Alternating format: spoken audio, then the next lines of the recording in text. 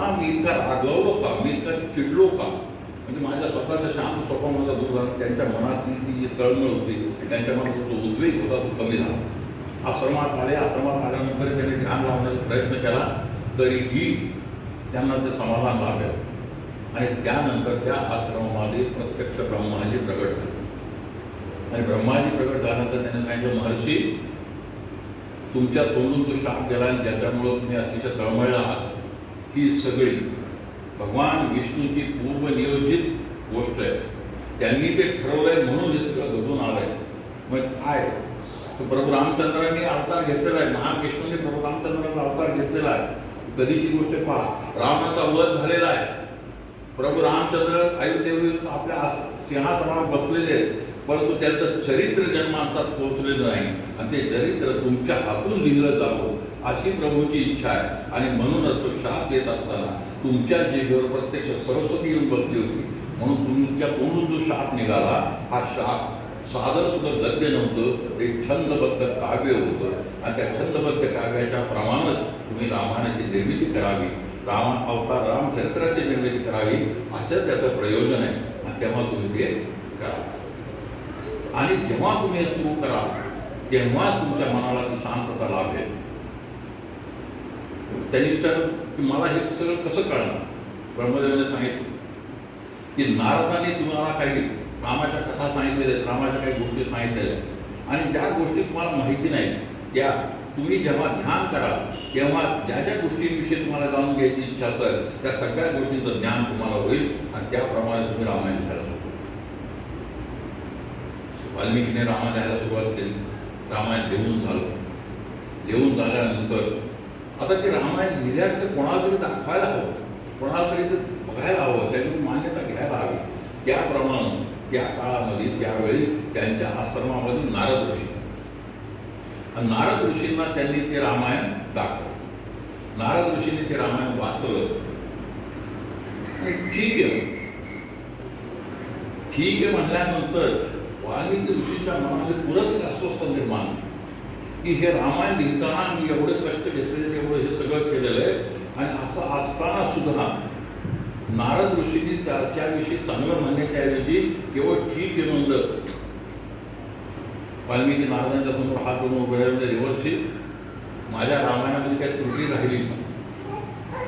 नाही म्हणत, ठीक आहे म्हणत, तसं काही केलं नाही म्हणत, तुम्ही ती चांगलं म्हटले नाही, नुसतं ठीक आहे म्हणतात. तेव्हा नारदाने सांगितलं की महर्षी, तुमच्या रामायण वाचण्याच्या आधी मी हनुमानाने लिहिलेलं रामायण वाचून आलो आहे.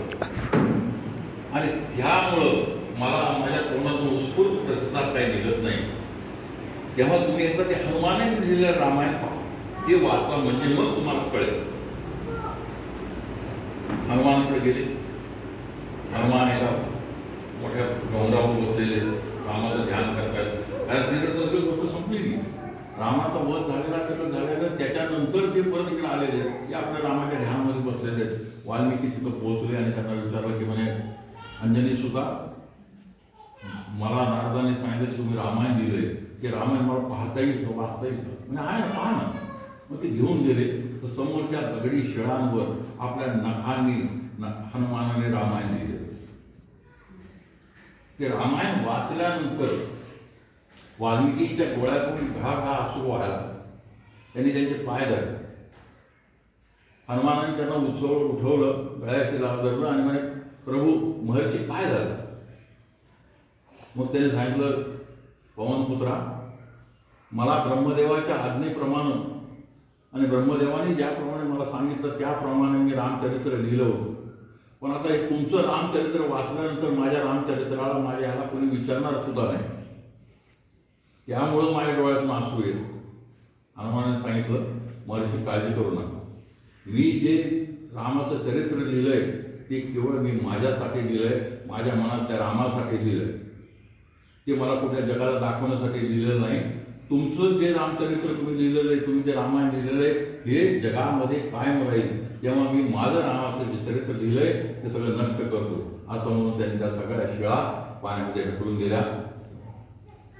तर परत एक प्रश्न निर्माण होतो की ह्या रामायणामध्ये हनुमान अट्टक नाटकम हे रामायण त्या काळात.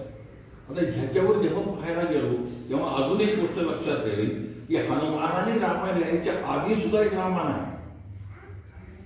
हे कोणाचं आहे?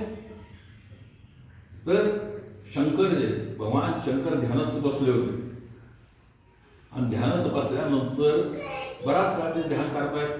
पार्वती एकदा घालते एक करते, कधी तू उठते काहीतरी बोलते. त्यानंतर जेव्हा उठले तेव्हा त्यांनी पार्वतीने महादेवांना विचारलं की म्हणे हे प्रभू, तुमच्या एका इशाऱ्यावर त्या संपूर्ण ब्रह्मांडाचा प्रलय होणार आहे, तुमच्या एका इच्छेवर या ब्रह्मांडाचा प्रलय होणार आहे. असं असताना तुम्हाला कोणाचं ध्यान करायची गरज आहे? तुम्ही कोणाचं ध्यान करताय? शंकरांनी सांगितलं मी रामाचं ध्यान करतो. म्हणून रामरक्षेचा शेवटचा श्लोक वास्तविकता जो शंकराच्या कोणता श्लोक आहे? राम रामे ते रमे ते रमे रामे मनोरमे सहस्त्रनाम तत्तुल्यम राम नाम राम. तर त्यांनी सांगितलं किंवा रामाचं एकट्याचं नाव घेणं हे विष्णूच्या सहस्त्र नावाच्या बरोबरीचं आहे. मग तिने विचारलं काय म्हणे रामाचं चरित्र? तेव्हा शंकरांनी पार्वतीला रामाचं सगळं कथा सांगितली. आणि ही कथा सांगत असताना बघा भागवत आणि ह्या गोष्टीचा दोन्हीचा कसा संबंध आहे. जेव्हा शंकरांनी पार्वतीला भागवत सांगितलं तेव्हा एक पोपट तो ऐकत होता. जेव्हा रामायण सांगितलं तेव्हा एक कावळा ऐकत.